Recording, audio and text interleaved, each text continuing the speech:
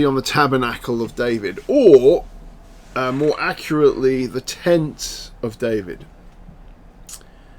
This tent of David was a temporary structure, and it lasted only 40 years, and it's only mentioned 6 times in the whole Bible, whereas Moses' tabernacle is mentioned 111 times in the Old Testament. There are a number of reasons why I want to do this study on the tent of David. Well, 3. There's 3. Firstly, David Lehner told me to. Well, God told David Lehner to do it, for me to do it. So in one meeting we had, David turned to me and said, "The Lord's telling me for you to go and study the tent of David." So I did it for that. But really, the tent of David housed the Ark of the Covenant for 40 years, and it broke all the rules of Moses' tabernacle, and God does not say anything. Secondly, David's tabernacle existed alongside and at the same time as Moses' tabernacle. They existed in the same. They were both being ministered into, which is really interesting. So the question is, why would God allow this to happen? To have 2 places, if you effectively, of worship in the Old Testament. And what is God teaching us from this? So let's begin by seeing how we know that the tabernacle of Moses and the tent of David existed at the same time. If you have a Bible or on your device, I would suggest you turn to 1 Chronicles 16. We're going to spend some time in this passage, well, the main passage. And it's verses 37 to 43.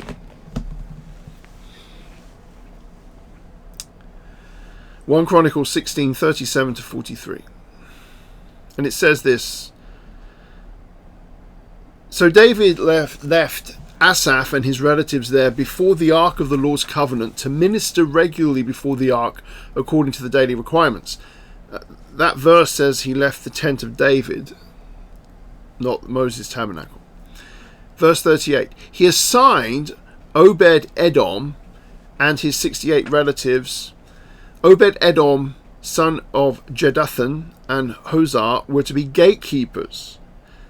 Verse 39, "David left Zadok the priest and his fellow priests before the tabernacle of the Lord at the high place of Gibeon." Well, that's Moses' tabernacle. Tent of David is in Zion. But also he appoints a priest, Zadok, to go to Gibeon to do that. Verse 40, "And he appoints him to offer burnt offerings regularly, morning and evening, to the Lord on the altar of the burnt offerings, and to do everything that was written in the law of the Lord, which he had commanded Israel to keep." Verse 41, "With them were Heman, Jeduthun, and the rest who were chosen, designated by name, to give thanks to the Lord, for his faithful love endures forever. Heman and Jeduthun had with them trumpets and cymbals to play and musical instruments of God, and Jeduthun's sons were at the gate." Okay, so when we read this passage, we need to know something. Part of interpreting the Old Testament is you need to know where parentheses are. They don't actually use parentheses in the Hebrew, but they are there, and verses 39 and 40 in this passage are a parenthesis.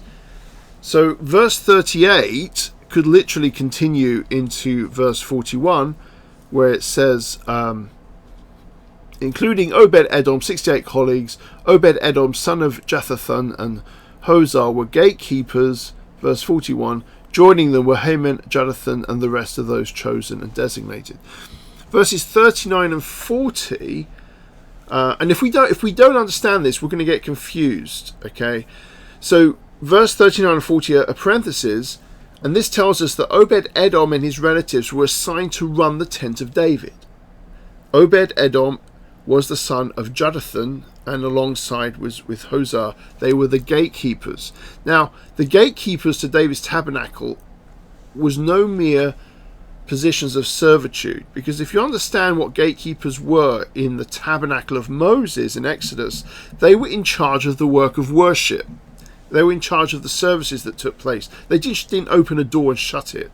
That's what we think of a gatekeeper. Oh, he looks after the door. Open it, shut it. They actually did far more. They were in charge. That's why you had 68 gatekeepers. That'd be quite It'd be little bit too much for one door. 68 gatekeepers. But they were in charge of the worship. So, among this group were Heman and Jeduthun, who is either Obed-Edom's father or a relative named after Jeduthun, because it's mentioned twice.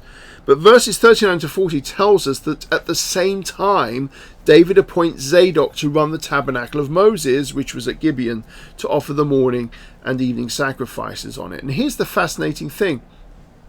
And remember in Exodus, when the tabernacle of Moses is set up, it was designed that there would always be an offering on the altar. So there was a lamb offered every morning and every evening, which meant the carcass burnt all through the day and all through the night, as they kept offering a lamb every day. That's what he appoints Zadok to do, to offer the morning and evening sacrifice. Now here's the really interesting point. There is no Ark of the Covenant in the Moses tabernacle. He's offering sacrifices on the altar at Moses' tabernacle when the Holy of Holies is empty, because guess where the Ark is residing? It's residing in the tent of David on Mount Zion. That's a really interesting thought. Why does God allow this? Why is Zadok offering sacrifice to an empty Holy of Holies? Why allow two forms of worship in Israel?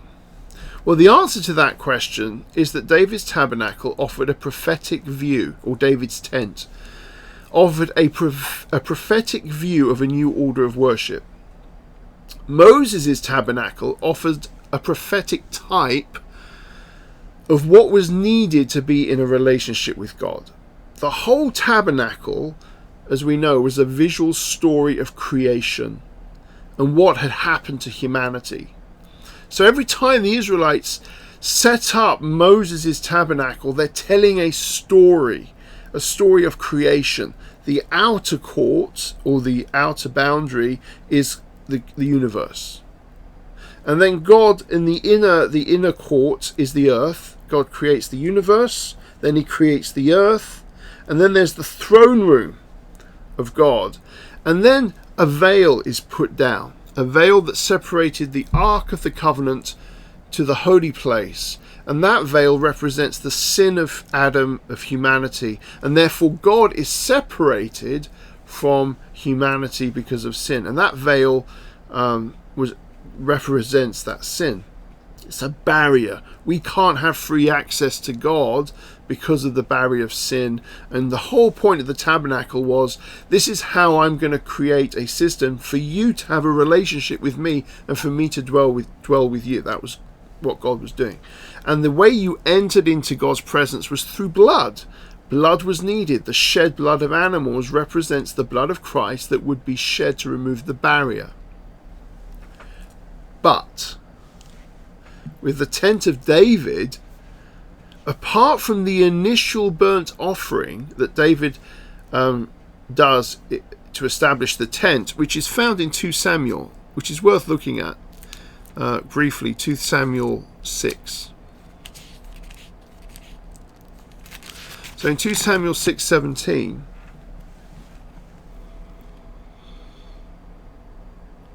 I'll start in verse 16.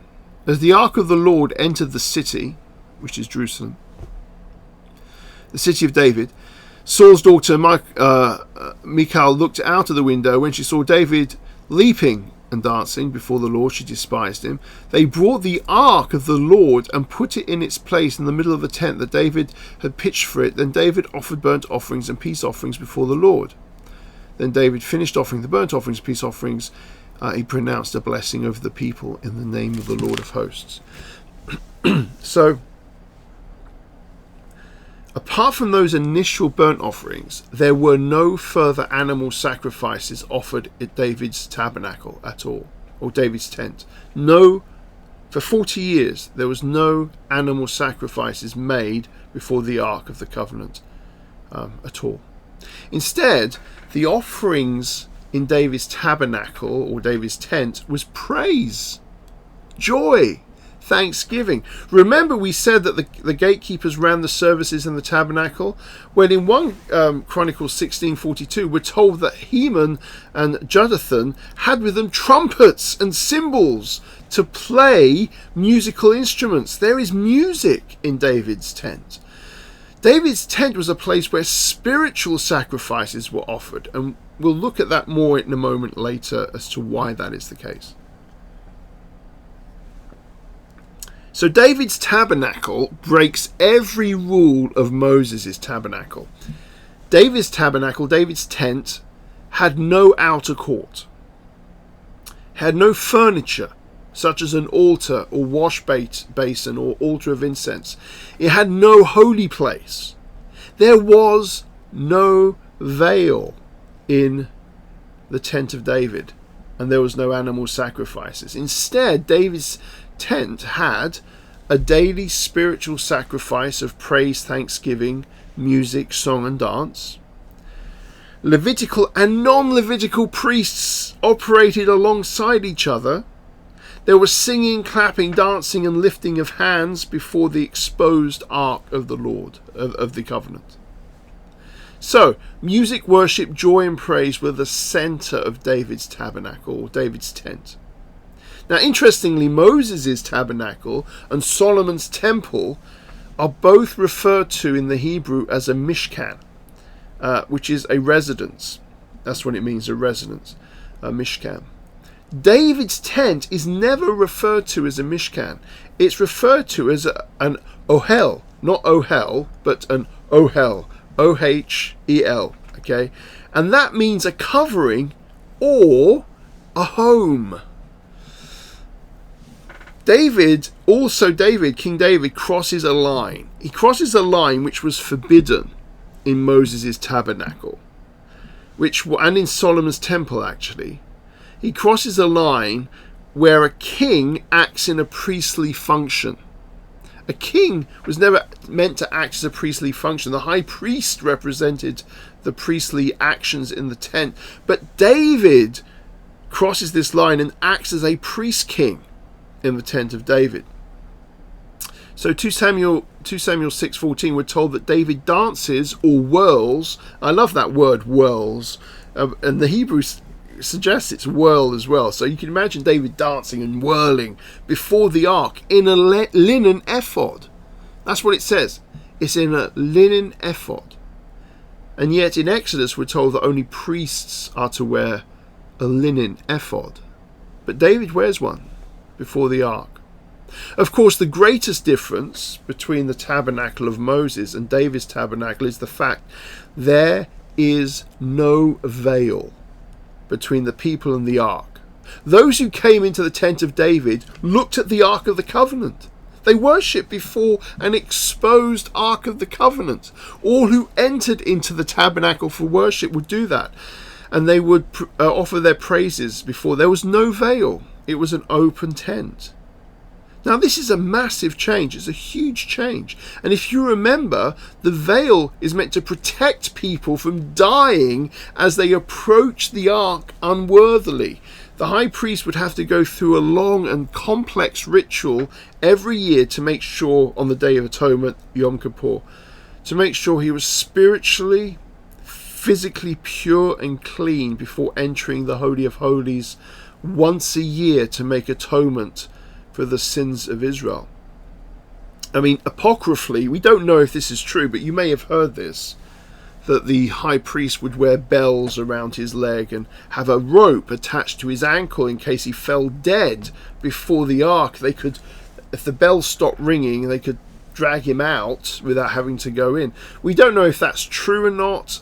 There's no evidence for it. There's no evidence against it. It may be apocryphal.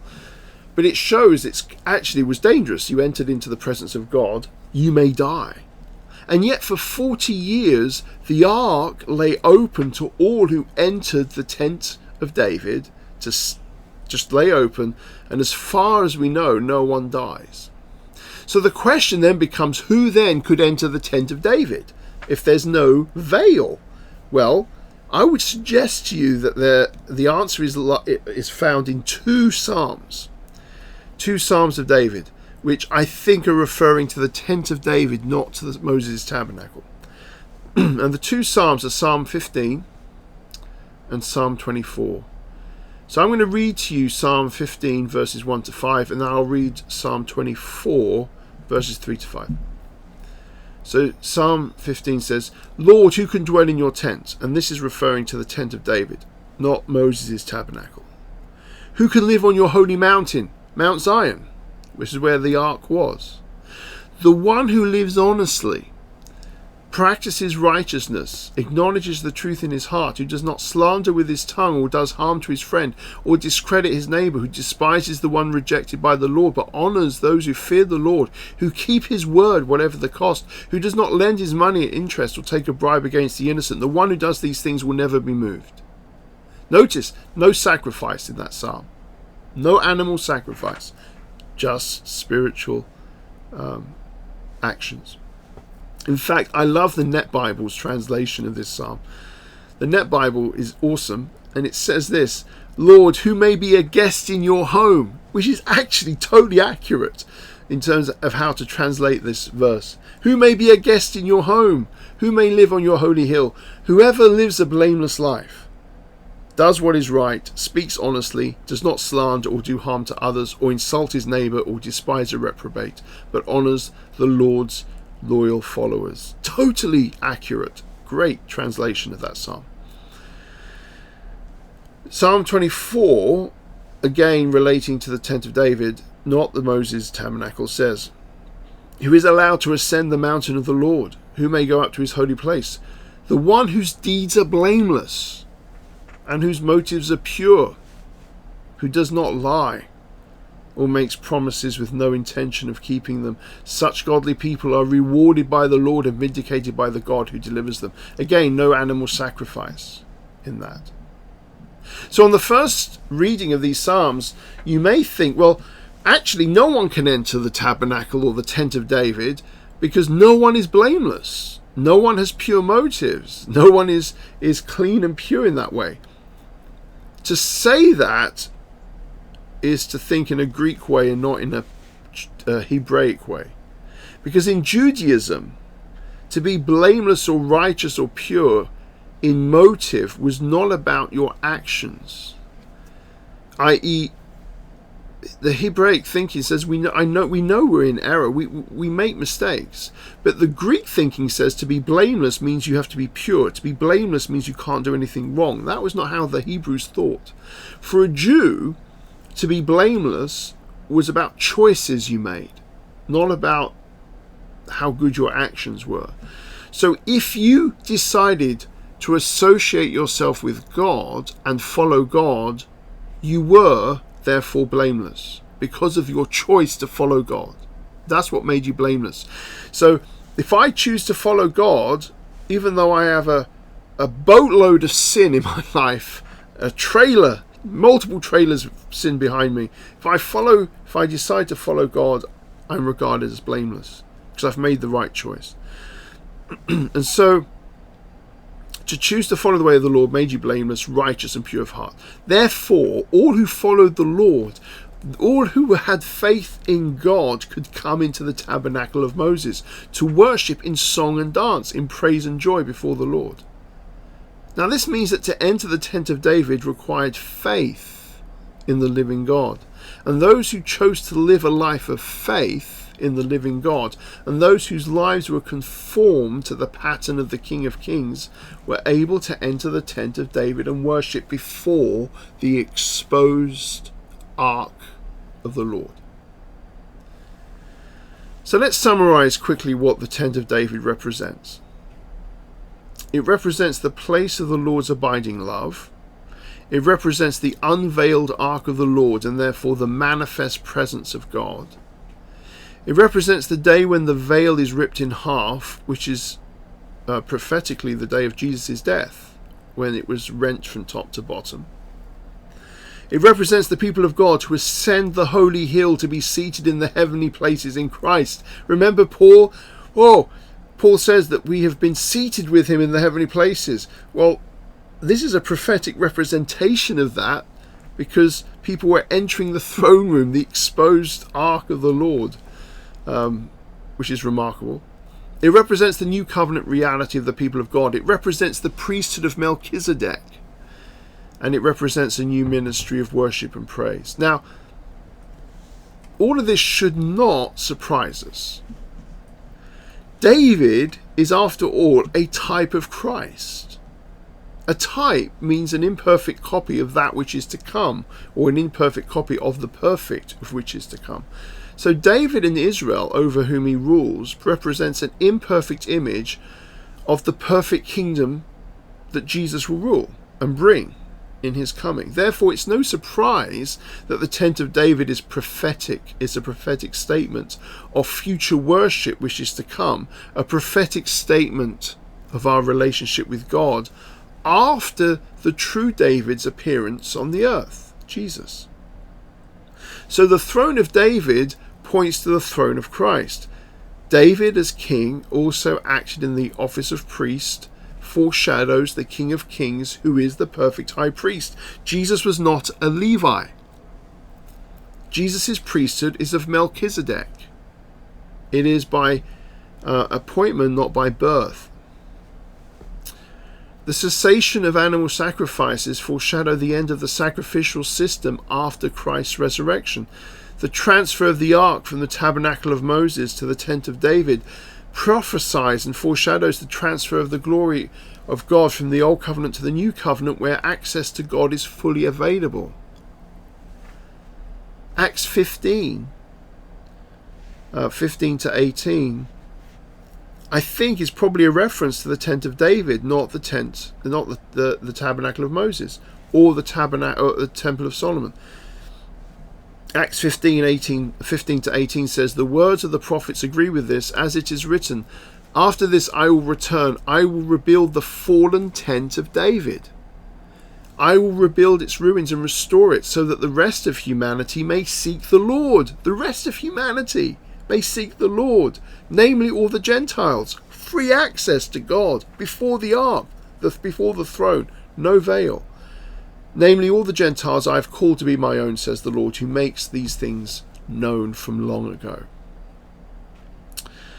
And some scholars argue that this passage is speaking of the church, and that the church is today the tent of David, the place where the veil is removed, access to God is available. It's the kingdom, if you like.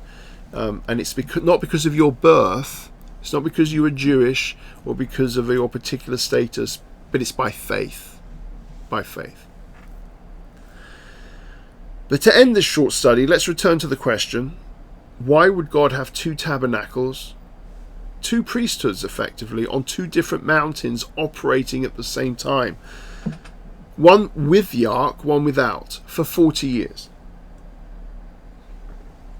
Here, for me, is the most remarkable thing. In the middle of perhaps the greatest time of Israel, David's rule was a golden time, really, although after his sin with Bathsheba, it kind of rocks a bit. But then Solomon comes along, and there's this great period of wealth and success, and with Solomon's wisdom. Just at that juncture, God places a prophetic statement within Israel to reveal the events that would take place after the ascension of Jesus. So for 40 years after Jesus' ascension, effectively the old covenant and the new covenant exist side by side. There is the fledgling church of the disciples and the continued activity in Jerusalem of the sacrifices of animals and the continued worship of the temple. And for 40 years they were both happening. In this time, Judaism carried on the old Mosaic covenant, even though their Messiah has come, even though he has demonstrated who he is by the resurrection. Judaism carried on the old Mosaic covenant from the death, resurrection, and ascension of Jesus. They continued in the priesthood of Aaron, a priesthood based on birth, and they continue to offer up animal sacrifices. They continue to worship with the veil, which meant they had to have sewn up the veil that was rent from top to bottom at Jesus' death, Someone must have taken a needle and thread and sewn that man up, that sucker up, and rehung it with an empty Holy of Holies. Okay? There was no ark at that point. And they continue to worship that way. But for the fledgling church, for the remnant, for 40 years, those who believed on Jesus Christ, who recognized that he was the true and real ark of the covenant, came under the priesthood of Melchizedek, a priesthood based not on birth or tribe, but on belief and faith.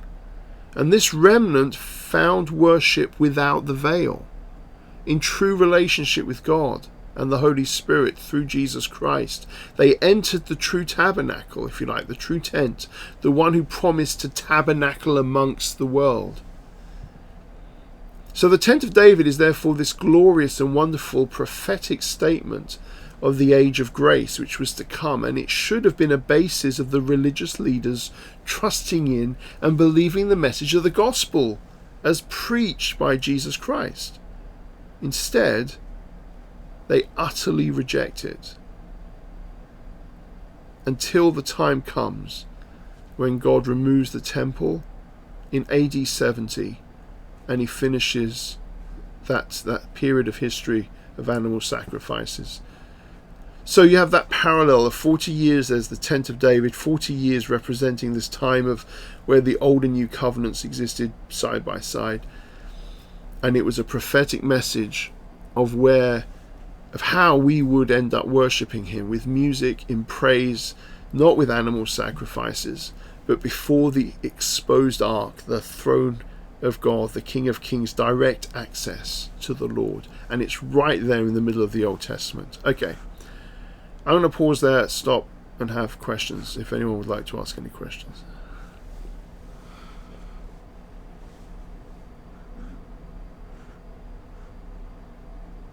I think it's a terrific study, Andy, and I appreciate you doing it. I mean, it just gives you this prophetic glimpse